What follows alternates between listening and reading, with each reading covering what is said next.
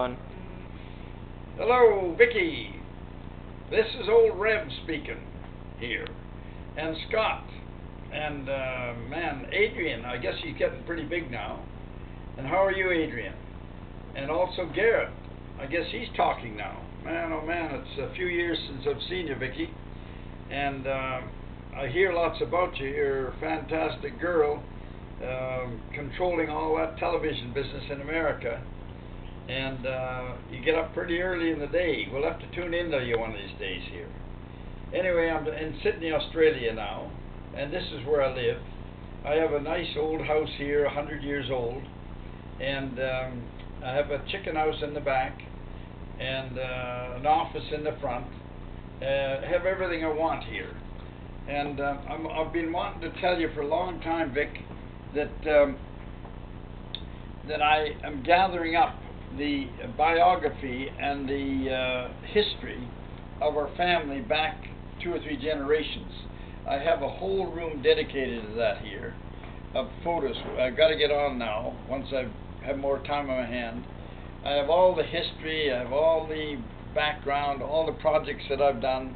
I have pictures of them all, I have everything, and I have different people going to write my biography. But I also researched back to our grandparents, way back on my mother's side. Tell Scott that I think that what I've checked through, that my grandfather was Jewish way back, and my mother was she was from Yorkshire. They were from Yorkshire, but in that time, way back in those days, England didn't like the Jews. And so they changed their names and changed their religion. So when he came to Canada, after 7 years, 7 trips I should say, on the Atlantic, he changed his name and became a Methodist to Hartford. So I've tried to trace, and there's no trace of them there. So this is what he did. But nobody would acknowledge that here because they didn't know the background. But I went to England twice and looked into it. And he was a goldsmith, and your name is Goldstein, but he was a goldsmith, and that he traveled across the Atlantic 5 times with a family of 7. So in those days, he must have had some gold to do this. And then they settled in Vancouver, and that's the rest of the story. All their family, I think there was 7 in the family, they all became they're very industrious. They were in business in the surplus arms after the war, and one uncle became the chief immigration inspector in Vancouver for 40 years, and so forth and so on. Another uncle, he had a jam factory. So they were all very industrious people from there.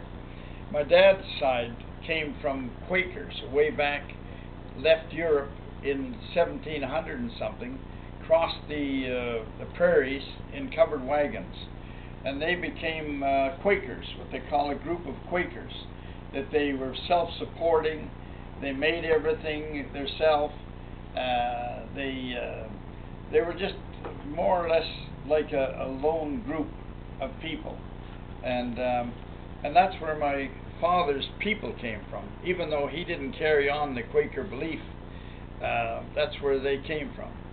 And when there's I could tell you lots of things, but my dad used to tell us that when they would borrow anything in those days, like from farms and that, they would always take it back and paint it or sharpen it or take a bushel of apples back for using it. And that was the same principle as I do today for people. But they got up in the morning and drank water. That was their first thing of the day. They never smoked, they never drank, and they were healthy people. Some of my relatives lived to be 101. So there's a whole big story, Vic, and I got pictures of all them. And Auntie Thelma, before she died, she was putting a big resume together of all the family, but she died before it all happened. So I got most of all that material too. So someday I will pass it on to you. You and I think Sandra are the only 2 people in the family, and Lyle, that's Dorothy's, the oldest sister, her son, that's got a big property way up in Penticton. His kids are interested in our background. So the three of you, we're going to try and put something together, a book or something of all this for you all, and for Adrian and Garrett. So anyhow, I haven't forgot you, Vic. I keep thinking of you all the time. We had great times in California, remember when you were young? And I remember the day you came in the house and I was preaching about health to them all and one thing and the other. And you come in and you said, Reb, where are you, Reb, or something.